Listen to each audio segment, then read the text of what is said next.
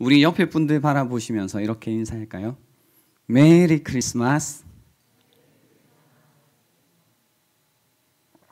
네, 메리 크리스마스입니다. 크리스마스. 위대한 사건이 일어난 걸 기념하는 거죠. 뭐 다들 아시는 것처럼 상식처럼 아시는 것처럼 이제 12월 25일이 예수님의 생일, 태어나신 날이 아닌 건 아십니다. 하지만 어떤 의미가 있냐면 예수님의 탄생을 기념한다는, 날을 정해서 기념한다는 의미가 있습니다. 여러 면에서 온 인류 역사의 중심이 되는 사건입니다. 하지만 그 성탄절, 크리스마스의 참된 의미를 찾아보기는 너무 어렵습니다. 이번 주에 그 어린이집을 다녀온 은유리와 이야기할 시간이 있었습니다. 이야기를 하다가 저에게 이렇게 말하는 거죠. 다음 주에 어린이집에서 그 성탄절 맞이 산타 할아버지가 온다는 거죠. 그러니까 산타 할아버지 축제. 그러니까 성탄절로 시작했는데 산타 할아버지로 끝나는 이야기를 하길래 이제 그걸 참을 수 없는 거죠. 그래서 이야기를 하는 겁니다. 산타 할아버지는 없다. 헐이 맞았어요. 왜냐면 아마 지금도 보고 있을 텐데 제가 산타 할아버지가 없다고 하는 순간 은유리가 우는 겁니다. 그래서 옆에 있던 엄마가 그 표정을 살피고 이렇게 이야기를 다시 수정해 주었습니다. 하나님께서 주는 선물을 산타 할아버지가 전달해 줄 거야 정도로 이제 타협을 해서 수정을 해 주었습니다. 하지만 이제 산타 할아버지가 없다라는 것, 사실 성탄절은 산타 할아버지의 이야기가 아니다라는 말을 하고 싶었습니다. 성탄절에 어떤 이들은 뭔가 친목을 그동안 한 해 동안 다 만나지 못했던 사람들과 다시 친목을 나누며 술을 마실 기회 정도로 생각하시는 분들이 많습니다. 그냥 세상에서는 성탄절의 의미를 요 정도로 또는 선행을 좀 하는 날 정도로 생각합니다. 그러나 성탄절이라는 것은 어떤 의미일까요? 성탄절, 크리스마스라고 하면요, 크라이스트, 그리스도와 예배를 뜻하는 마스, 미사라고 들어보셨죠? 예, 합성어입니다.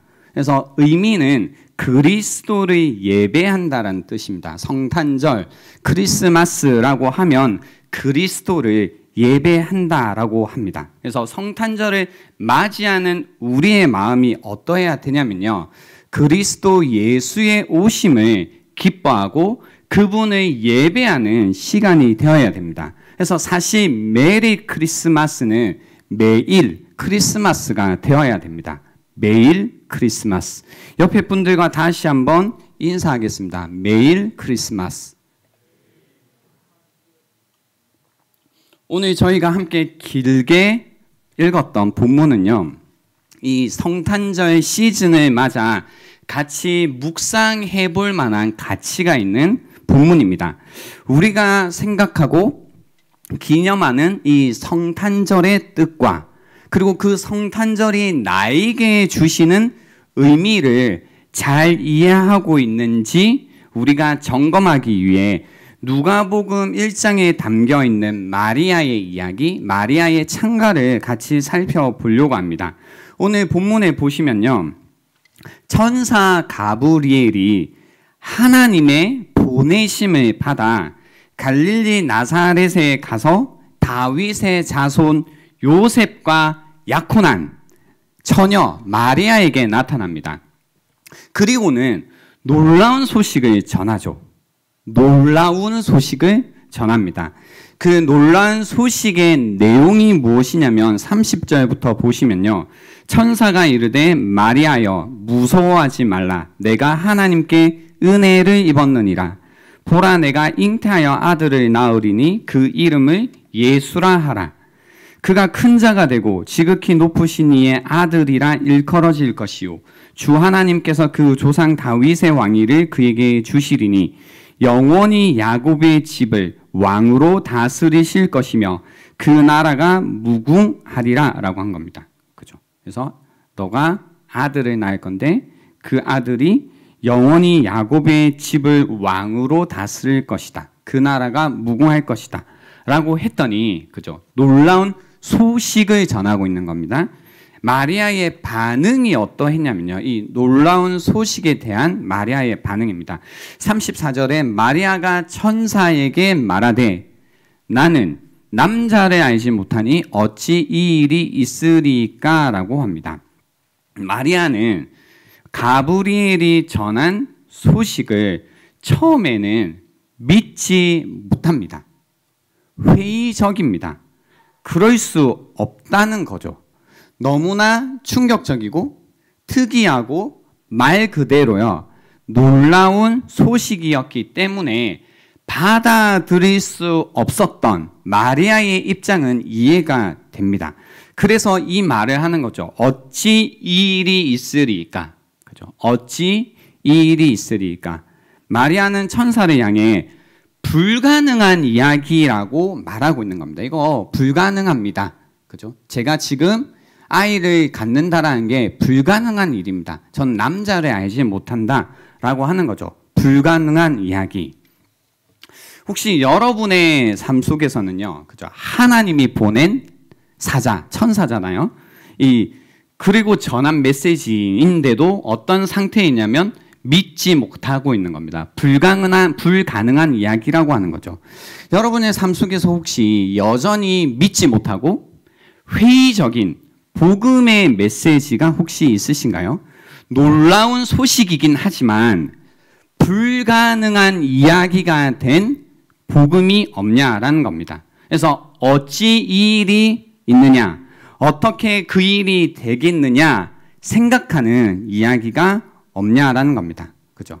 어차피 불가능한 이야기이기 때문에 이제는 놀라움이 없습니다.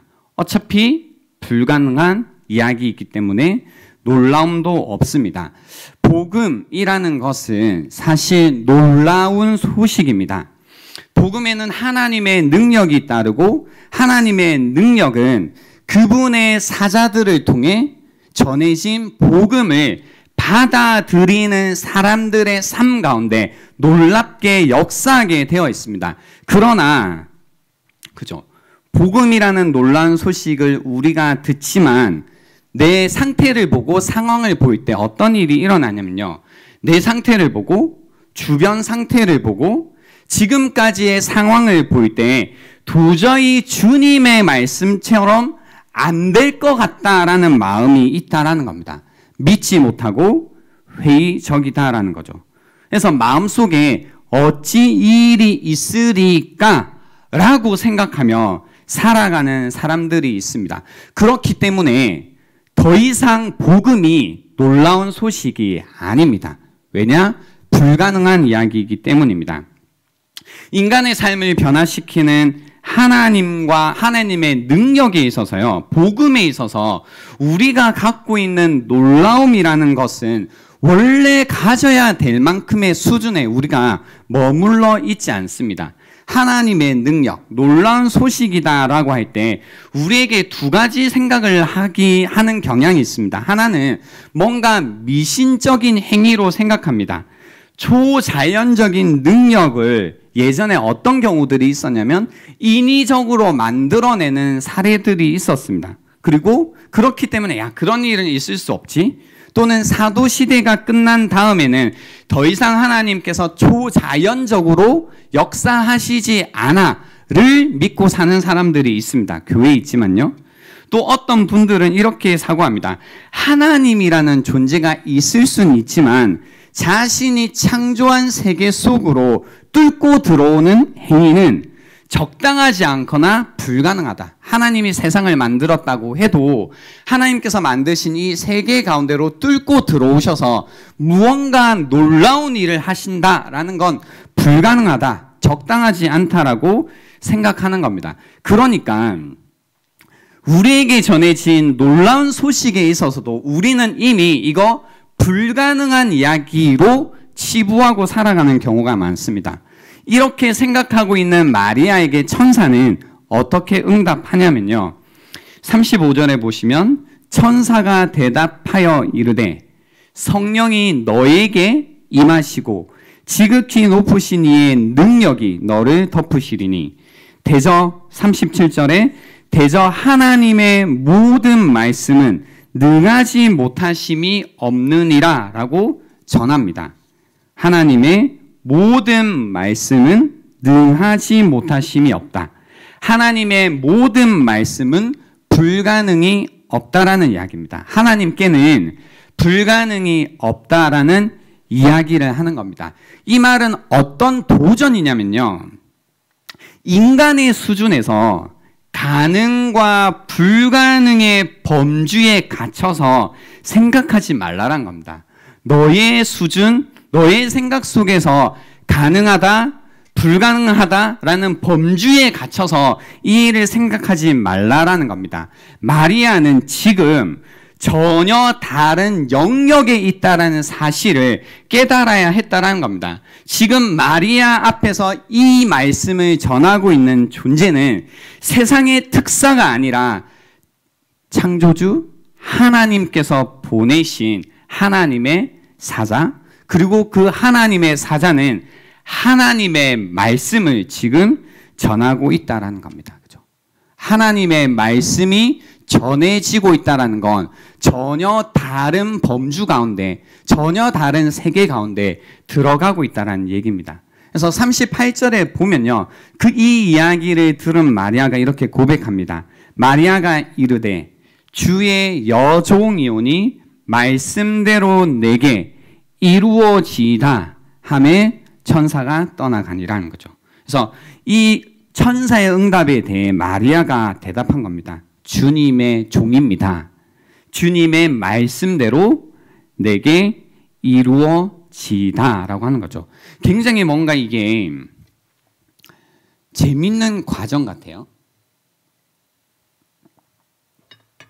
아마 복음이라는 놀라운 소식을 들으시고 그 다음에 내가 들은 이 놀라운 소식에 대해서 내가 믿지 못하고 회의적이고 이거 불가능한데 이게 될까? 뭔가 의심했던 과정 속에서 다시 나에게 주어진 말씀 속에서, 그죠? 우리는 어떻게 하나요?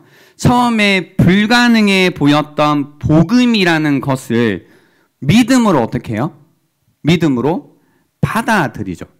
그러니까 이해되지 않지만 믿겠다. 이해되지 않지만 받아들이겠다라는 이 어떤 태도가 있는 거죠. 여러분 가운데 그런 분들이 있습니다. 꼭 여러분은 아니고요. 이해가 안 되는데 어떻게 믿느냐고 이제 반문하시는 분들이 늘 있습니다.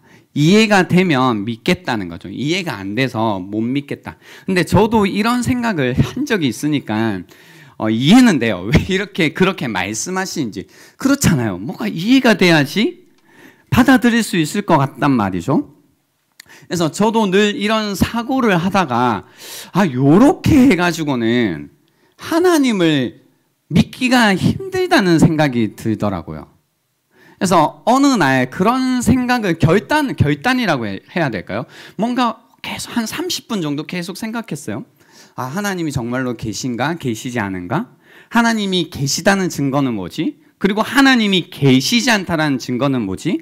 근데 그거를 가지고 아무리 논리적으로 사고를 해보고 이해관계를 따져봐도 어느 쪽으로 쏠리기가 힘들더라고요. 그래서 이제 제 마음속에 그냥 이거 결정해야겠다. 하나님이 있다 혹은 없다, 둘 중에 하나를 결정해야겠다라는 마음에 이르게 되었습니다. 그래서 뭔가 분명한, 이해는 되지 않지만 하나님이 계시다라고 믿고 이제부터는 살겠다라고 결단을 한 적이 있는데요. 놀라운 건 그 결단이 있은 이후부터 하나님이 어떤 분이신지 이해하기 시작한 사건들이 저의 개인적인 삶 가운데 일어났었습니다. 그리고 나서 나중에 제가 이제 미국에 있는 신학교에 가서요, 어떤 수업이 있었냐면 철학 수업이 있었습니다. 이 철학 수업 속에서 이 시대별로 사상가들을 살피고 그들의 어떤 대표적인 어구들을 공부를 했었거든요. 이렇게 공부를 하는데 그때 만났던 이 중세 사상가 중에 안셀름이라고 하는 사상가를 만난 적이 있습니다. 근데 이 사람이 뭐라고 이제 이야기를 했냐면요, 믿는다, 그래서 이해할 수 있다라는 어구를 가지고 있더라고요. 믿는다. 그래서 이해할 수 있다. 그러니까 예전부터 하나님을 믿기 위해 사람들이 어떤 고민을 했냐면 뭔가 이해가 되지 않아. 뭔가 내 이성으로는 이게 좀 받아들이기 힘들어. 뭔가 하나님의 존재 증명에 대해서 늘 이성이 다 있었겠죠? 그러니까 이 고민을 했던 적이 있었던 거죠. 근데 그 가운데 어떤 것이 있었냐면요. 믿는다. 그래서 이해할 수 있다라는 말을 한 겁니다. 그래서 하나님을 믿어야 하나님을 이해할 수 있다는 겁니다. 그래서 나는 알기 위해서 믿는다라는 말입니다. 믿지 않는다면 알 수 없고 이해할 수 없다라는 이 말을 만나고요. 아, 정말 그렇지. 먼저 믿어야만 이해되는 게, 먼저 믿어야만 알 수 있는 게 있지. 하나님께서는 우리 삶 가운데 그렇게 이러한 순서로 믿은 자에게 이해시켜 주시고 믿은 자에게 보여주시는 게 있다라는 걸 알게 되었습니다. 혼돈 가운데, 그죠? 여러분의 인생의 어떤 혼돈 가운데 믿음을 먼저 하나님께 드릴 때 어떤 질서가 찾아오는, 이해가 찾아오는 그런 순간들도 있다라는 겁니다. 마리아도 그랬습니다. 여전히 혼란스럽고 이 놀라운 소식이라는 게 정말로 놀라운 이야기인 거죠. 여전히 이해되지 않았지만 이렇게 고백한 겁니다. 하나님에 관한 것, 하나님께는 불가능한 일이 없음을 믿겠다라는 겁니다. 그래서 하나님의 손에 저를 맡깁니다. 저는 주님의 여종이라는 겁니다. 여전히 이해하지 못하는 상태에 있지만 기다리고 주님의 말씀을 경청하고 따라가겠다라는 이 고백을 한 겁니다. 주의 여종이오니 말씀대로 내게 이루어지이다. 바로 이 고백이요, 놀라움의 시작이라는 겁니다. 여러분 신앙생활 하고 계시죠? 근데 여러분 놀라본 적이 언제신가요? 하나님을 믿고 있는데요, 내가 이 놀라운 소식이라는 복음을 듣고 그 복음에 의해서 살아간다고 고백을 하고 있는데 여러분 정말로 놀라 보신 적이 있으신가요? 올해 정말로 놀라 보셨나요? 하나님으로 인해서, 하나님의 일하심에 의해서 여러분 언제 도대체 놀라움을 드러내신 적이 있냐라는 겁니다.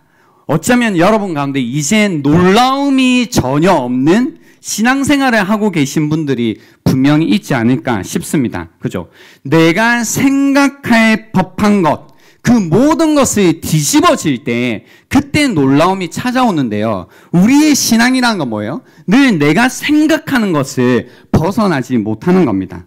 상상할 수 없는 일이 일어날 때 우리는 놀라지만 우리는 상상할 수 없는 일이 절대로 일어날 수 없다라는 마음으로 살아가는 거죠. 그죠?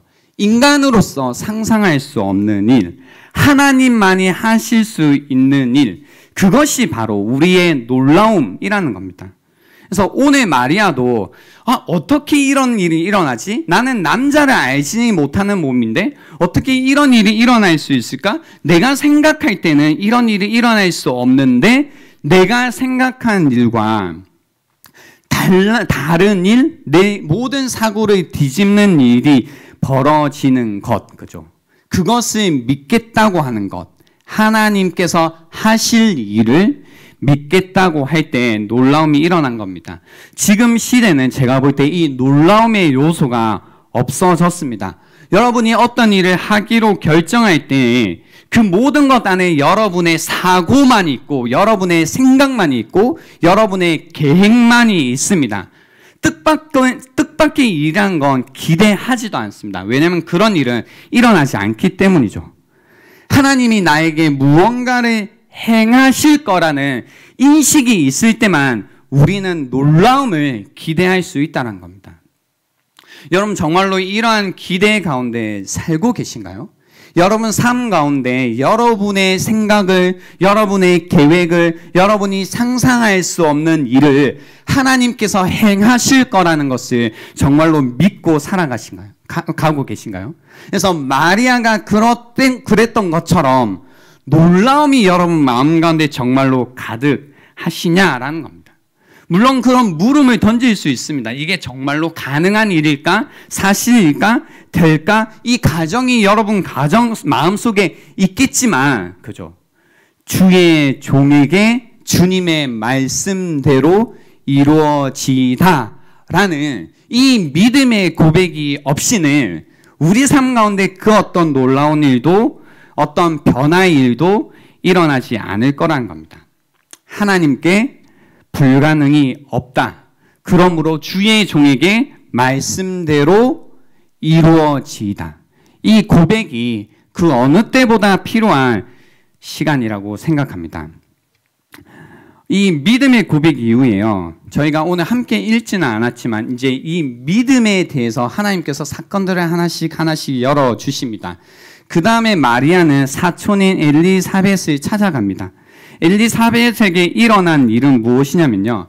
도저히 임신할 수 없는 가정 가운데 아이가 생겨납니다. 그걸 보고요. 그 가운데 이제 보고 놀라고 있는 거죠. 아, 정말로 주님께서 말씀하신 것처럼 놀라운 일들이 일어나고 있구나를 믿기 시작하니까 보여지기 시작하는 겁니다.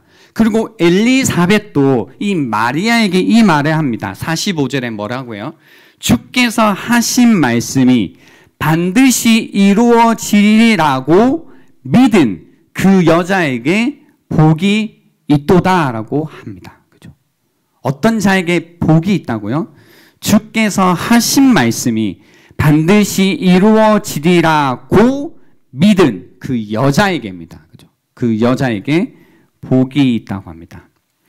저는 여러분 삶 속에요. 이 복을 구했으면 좋겠습니다. 이 복. 세다 보니까 그런 생각이 들더라고요. 대박은 필요 없는데 복은 필요해요. 그러니까 여러분 주변에 사람들 만나보세요. 그냥 자기의 어떤 자기가 가진 능력으로 잘 되는 사람 별로 없습니다. 생각보다요. 어떤 결정적인 순간에는 알 수 없는 세상은 뭐라고 얘기해? 운이라고 얘기하지만요. 복이라는 게 꼭 필요해요. 이 복이 없이는 만남의 복이든 어떤 복이라는 게 없이는 일어나지 않는 일들이 너무 많은 겁니다. 그렇죠? 이 복이라는 게 필요합니다. 특히 우리에게는요. 하나님께서 주시는 복이라는 것이 필요합니다. 근데 누구에게 복이 있다고요? 주께서 하신 말씀이 반드시 이루어지리라고 믿은 그 여자에게 복이 있다는 겁니다. 여러분, 한 해 동안 내가 정말로 복을 받았는가, 행복했는가를 생각해 보실 때요. 이거 가지고 생각해 보세요. 나는 정말로 주님께서 하신 말씀이 반드시 이루어지리라고 믿고 살았는가, 아니면 믿고 살지 않았는가. 그 믿음에 따라 분명히 여러분의 삶이 복된 인생이었을 수도 있고 아니었을 수도 있을 거라는 겁니다. 그죠? 이 사건이 더 더해지고 이 말을 들음 가운데 마리아는 그의 믿음 가운데 더 이 믿음이 어떻게 돼요? 더 커지고 자라고 놀라움이 터져 나오기 시작합니다. 그리고 나서 46절부터 보시면요. 마리아의 찬가라고 하는 구절이 나옵니다. 찬양이 터져 나옵니다. 예배가 나오는 겁니다. 46절부터 50절까지 같이 읽어보면요. 마리아가 이르되 내 영혼이 주를 찬양하며 내 마음이 하나님 내 구주를 기뻐하였음은 그의 여종의 비천함을 돌보셨음이라. 보라 이제 후로는 만세의 날에 복이 있다 일컬으리로다. 능하신 이가 큰 일을 내게 행하셨으니 그 이름이 거룩하시며 긍휼하심이 두려워하는 자에게 대대로 이르는 도다라고 하는 겁니다. 그죠? 46절 47절을 보세요, 여러분. 내 영혼이 주를 찬양하며 내 마음이 하나님 내 구주를 어떻게 한다고요? 기뻐한다는 겁니다. 내 영혼이 주님을 찬양하고 내 마음이 하나님 내 구주를 기뻐한다라는 고백을 하고 있습니다. 그렇죠? 하고 있습니다. 여기에서 내 영혼, 내 마음이라는 것은요. 그냥 뭔가 살짝 기분이 좋아지고 뭔가 잠깐 기분 전환이 되어서 좀 괜찮아졌다는 이야기가 아닙니다. 이제 좀 찬양할 수 있겠네. 기분이 좀 마음이 가벼워졌어. 이런 게 아닙니다. 그죠? 이 표현들은 존재의 그 신령 가운데, 중심 가운데 깊은 감동을 받았음을 이야기하는 겁니다. 내 영혼이 주님을 높인다, 주님을 드높인다라는 뜻은 그 사람의 존재 깊은 곳 가운데 어떤 깊은 감동이 있었다라는 겁니다. 그 가운데 기뻐했다는 겁니다. 내 영이 하나님, 내 구주를, 나를 구원하시는 그분을 기뻐한다는 겁니다. 구주 뭐예요? 나를 들어 올리는, 그죠? 슬픔 가운데, 절망 가운데, 아픔 가운데 있는 자들을 들어 올리는 그 구주로 인해서 기뻐했다라는 이야기를 하는 거죠. 이제 그 주님으로 인해서 내가 기뻐서 어쩔 줄 모르겠다, 그분을 자랑한다라는 의미가 이 안에 있는 겁니다. 이유는 하나님께서 하시는 일 때문인 겁니다. 저는 여기서요, 우리가 이런 부분을 깊이 생각해 봐야겠다라는 게 뭐였냐면, 마리아가 처음엔 자기를 봤죠. 뭘 봤어요? 나는 뭘 모른다고요? 남자를 모른다고요. 성인이시니까 이 말이 무슨 뜻인지 아시죠? 남자를 모른다고 했어요. 그 얘기는 뭐냐면 자기를 본 겁니다. 나를 볼 때, 내가 어떤 상태인지 볼 때, 내가 한 일을 볼 때 이건 애초에 불가능한 일입니다. 있을 수 없는 일이라는 겁니다. 그러나 이 주님의 여정이고 나는 이제 주님의 말씀대로 이루어질 것을 믿습니다 하는 순간부터 마리아의 눈은 자신을 바라보지 않았습니다. 마리아는 자신을 생각하지 않았습니다. 자신을 잊고 하나님을 읽기 시작하는 겁니다. 나의 상태, 나의 상황, 나의 환경이 아니라 나에게 말씀하시는 하나님의 생각과 하나님의 뜻과 하나님의 마음, 그분이 하실 일들을 읽기 시작했다라는 겁니다. 여러분, 한 해 동안 여러분이 어떤 마음으로 지내오셨냐에 따라 지금쯤 무엇을 바라보고 있는가가 다를 것 같아요. 그죠? 연말이 되었지만 여러분이 그 여러 가지 어떤 문제들 속에서 어떤 고민을 하시냐면요. 과연 될까? 과연 내 삶이 달라질까? 과연 내 삶이 변화될까? 과연 내 인생이 정말로 복을 받을 수 있을까? 절망적인 이 상황의 상태가 정말로 변할 수 있을까? 라는 생각을 하실 수 있습니다. 왜냐고요? 해봤는데 뭐예요? 안 됐으니까. 애썼는데 어때요? 안 됐으니까. 아무리 봐도, 여기에서 봐도는 뭐예요? 아무리 나를 보니, 아무리 나를 봐도 이 문제를 해결할 수가 없는 거죠. 아무리 봐도 뭐예요? 나의 상황을 보는 거죠. 아무리 봐도 나의 상황은 이 문제가 변화될 것 같지 않은 거죠. 그죠? 아무리 봐도가 뭐예요? 나의 히스토리를 보는 거죠. 나의 히스토리를 보니 뭐예요? 도저히 달라질 것 같지 않은 현실 속에 내가 갇혀 있는 것을 보는 겁니다. 보는 겁니다. 그래서 내 생각으로, 나의 어떤 상황으로, 나의 이야기로, 나의 역사로 나의 삶을 앞으로를 내다 볼 때도 전혀 뭐가 없어요? 소망이 없죠. 마음이 계속 어떻게 됩니까? 좌절되는 거죠. 낙심되는 거죠. 무너지는 거죠. 쓰러지는 거죠. 왜요? 안 될 것 같으니까. 안 될 것 같으니까. 그러다 보니 뭐예요? 주일마다 전해지는, 또 내가 때로는 묵상을 통해서 듣는 주님의 말씀이 들어와요, 안 들어와요? 안 들어오죠. 내 영혼을 뚫고 들어오는 놀라운 소식이 없는 겁니다. 더 이상. 놀라운 소식을 들어도 더 이상 놀라지 않는 겁니다.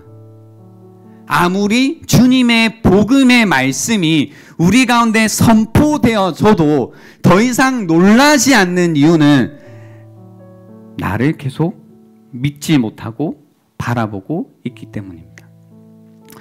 성탄절이 여러분에게 그런 의미가 되면 좋겠습니다. 다시 나를 잊어버리고 하나님을 잃는 시간이 되었으면 좋겠습니다. 이 땅에 오신 예수 그리스도를 묵상하시면서요, 불가능한 일이 가능한 일이 되었잖아요. 있을 수 없는 일이 있는 일이 되었잖아요. 역사 가운데 일어난 일이 되었습니다. 예수 그리스도가 이 땅 가운데 구주로 뭐예요? 오셨습니다. 이건 소식이고 선포입니다. 그죠? 설득도 아니에요, 여러분. 복음은 소식입니다. 그리고 선포입니다. 그리고 이 시간에도 여러분에게 전해지는 놀라운 소식입니다. 여러분에게 필요한 건 무엇이냐면, 마리아처럼 처음에는 의심할 수 있고 받아들이지 못할 수 있고 있을 수 없는 일입니다, 안 될 것 같습니다 하실 수 있겠지만, 결국은 우리에게 주시는 주님의 말씀 가운데 내 마음을 굴복시키고 믿음으로 주님의 말씀을 받아들이는 것. 그리고 주님, 나는 주님의 종입니다. 주님의 말씀대로 이루어질 것을 내가 믿습니다 라고 고백하는 것만이 이 성탄절에 맞아서, 그리고 내년을 준비하면서 여러분 마음 가운데 다시 찾아오는 유일한 소망의 빛이 될 거라는 겁니다. 그때 우리가 잃어버렸던 살아계신 하나님을 향해 경외심과 경이감과 그리고 참된 예배의 마음들이 회복될 거라는 겁니다. 여러분, 예배 오면 그 마음이 있으신가요? 살아계신 하나님에 대한 경외의 마음, 그분을 향한 경이로운 마음, 놀라운 능력을 행하고 계시는 하나님을 향한 그 기뻐할 수밖에 없는 그 마음으로 주님을 손을 들고 목소리를 다해 찬양하고 계시냐라는 거죠. 그죠? 여러분, 언제 여러분의 마음을 뚫고 들어오는, 여러분의 마음을 감동시키는 그 복음의 소식으로 인해서 기쁨에 휩싸여서 하나님을 예배하셨냐라는 겁니다. 예배하지 않은 걸 뭐라고 하는 게 아니라요, 언제 이 놀라운 소식 가운데 여러분이 진정으로 감동받아 봤냐라는 이야기를 하는 겁니다. 그래서 그 예배의 마음과 그 기쁨에 가득 찬 마음 있죠. 그 마음들이 모여서 드리는 예배, 이게 우리가 꿈꾸는 예배라는 겁니다. 그죠? 우리 영과 혼이 기쁨에 겨워 어찌할 줄 모르는 그 마음들이 있기 원한다는 거죠. 우리의 영혼이 주님을 예배하고 주님을 기뻐하는 것, 그 시간이 이 시간이 되면 좋겠다는 겁니다. 그래서 그 마리아의 창가에 보면 49절에 이렇게 이야기하십니다. 능하신 이가, 그죠? 불가능이 없으신 이가 큰 일을 내게 행하셨으니 그 이름이 거룩하시며 긍휼하심이 두려워하는 자에게 대대로 이루는 도다라고 이야기하는 겁니다. 능하신 이가, 전능하신 이가, 우리가 믿고 우리가 사랑하는 구주 하나님이시다라는 겁니다. 그리고 이 시대에 그분의 능력이 필요합니다. 다른 그 무엇도 소망이 되지 않습니다. 오직 능하신 분의, 그분의 능력만이 이 시대에, 그리고 여러분의 삶 가운데 유일한 구원의 소망이 된다라는 겁니다. 그래서 여러분의 약함 가운데, 여러분의 악함 가운데 절망하고 무너지고 인생의 덧없음 가운데 계시지 마시고, 무력감 가운데 계시지 마시고, 다시 한번 능하신 그분을 붙드시고 그분의 말씀대로 내 인생 가운데 이루어질 것을 다시 믿고 그 하나님께 기대하시는 하나가 되면 좋겠습니다. 하나님께는 불가능한 일이 없습니다. 아멘이십니까? 아멘. 이 믿음 가운데 살아가는 저희가 되면 좋겠습니다. 그래서 암울한 현실입니다. 찬송을, 찬양을, 놀라움을 전부 다 잃어버리고 살아가는 이 시대입니다. 네, 이 시대 가운데 다시 우리가 노래할 수 있는 것은 능하신 이분을 향한 믿음이 회복될 때에 우리는 잃어버렸던 찬양과 기쁨을 다시 회복하게 될 겁니다. 연말에 제가 이제 이 말씀 가운데 딱 사로잡히면서요, 마음이 정말 달라진 게 뭐냐면요, 저의 개인에 대한 기대도 있지만 내년도 사역에 대한 마음도 사실 달라졌어요. 그러니까 내년도 사역을 생각할 때도요. 사실 올해 뭐 못했다는 아닌데 자꾸 좀 힘이 빠지는 게 있었거든요. 이제 같이 사역하셨던 분들은 다 알 거예요. 우리 이제 이청년함대에서 늘 사역할 때마다 뭐였어요? 늘 기쁘고 즐겁고 뭔가 하면 좋고 보람되고 아 하나님 정말로 역사하시는구나 이런 것들 가운데 우리가 늘 좋아했었는데 어느 순간부터 뭐라고 해야 되죠? 올해는 사역을 이제 끝나가는데 한 해의 사역이요? 뭔가 내년도를 생각할 때 뭔가 기대가 되지 않고 힘이 빠지고 그리고 무언가 사역을 제안할 때도 사람들 마음 가운데 어떤 기대감 가운데 아 하나님께서 하시는 일 가운데 내가 동참하는 것이 복이다 이런 마음보다는 해줄게 그래 해줄게 뭔가 이제 뭐예요 해줄게 다시 이런 옛날 마인드 또는 어떤 기대감 없이 뭔가 짐을 지는 것처럼 이제 여기는 어떤 그런 마음들이 있는 것 같은 거죠. 근데 뭐예요 이거 아니잖아요. 하나님의 일을 우리 이렇게 할 수 없잖아요. 그죠? 어떻게 하나님의 사역 가운데 해준다는 말이 어딨고 어떻게 이런 기대감 없이 그리고 그냥 부담감 가운데만 짐처럼 어떻게 하나님의 사역을 할 수 있어요. 잃어버린 건 뭐냐면 하나님의 능력에 대한 기대감을 잃어버리니 교회가 할 일에 대한 그리고 하나님께서 하실 일에 대한 기대가 없어지니 어떤 것도 안 하고 싶은 거죠. 여러분 내년도 다시 기대해 주시기 바랍니다. 하나님의 능력을 다시 믿으시고 하나님께서 하실 놀라운 일을 기대함 가운데 다시 사역 가운데 뛰어들어 주시기 바랍니다. 아직까지 결정을 못하신 분들 혹은 결정했지만 고민하시는 분들 뻔하죠. 자기 보고 있겠죠. 마리아처럼 아 나는 남자를 알지 못하는데 어떻게 이 일이 있을 수 있겠습니까? 이런 이야기하고 있겠죠. 나의 연약함을 보니 나의 부족함을 보니 내가 한 해 동안 했던 것들을 보니 그리고 지금까지 이루어졌던 것들을 보니 뭐예요? 그냥 또 힘들겠네 뭐 이런 것들 뭐 안 되겠네 중도에 포기하지 않으면 되긴 뭐 다행이네 뭐 이런 생각들 다 던져버리시고요. 주님 제 주님의 종입니다. 주님의 일 가운데 제가 함께하기 원하고 주님의 말씀이 이루어지는 내년도가 되기 원합니다. 그 놀라움 가운데 제가 함께하기를 원합니다. 라는 이 마음으로 다시 사역의 자리로 가시기 바랍니다. 하나님의 일에 다시 동참하십시오. 기쁨으로 기대감 가운데 다시 사역의 자리에 쓰셔서 우리의 생각을 뛰어넘어서 일하시는 하나님의 그 놀라운 일을 함께 볼 수 있고 그 놀라움 가운데 함께 하나님을 찬양하고 예배하고 기뻐할 수 있는 믿음의 공동체가 될 수 있으면 좋겠다라는 겁니다. 이 시간을 드리겠습니다. 오늘 들었던 말씀을 한번 묵상해 보십시오. 여러분 이 놀라운 소식인 복음을 듣고 살아왔지만 더 이상 놀라지 않고 있다면 모든 것이 불가능하다라는 사고 가운데 사로잡혀 있는 게 아닌지 그 생각 가운데 있는 이유가 내 생각, 내가 생각하는 가능과 불가능이라는 틀 속에 매여 있기 때문에 그렇다면 오늘 마리아처럼 다시 한번 주님 나는 주님의 종이오니 주님의 말씀대로 이루어지다라고 믿음으로 고백할 수 있는 반응할 수 있는 이 시간이 될 수 있으면 좋겠습니다. 시간 드리겠습니다.